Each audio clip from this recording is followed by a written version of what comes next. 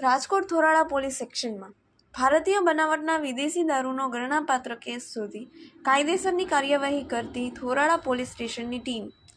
રાજકોટ થોરાળા વિસ્તારમાં 31 ડિસેમ્બરના દિવસે થોરાળા વિસ્તારના પીઆઈ ભાર્ગવ ઝણકાર અને થોરાળા વિસ્તારની પોલીસ ટીમ સાથે મળી અને સરપ્રાઇઝ ચેકિંગમાં દેશી તથા ઇંગ્લિશ દારૂનો જથ્થો સામે આવ્યો।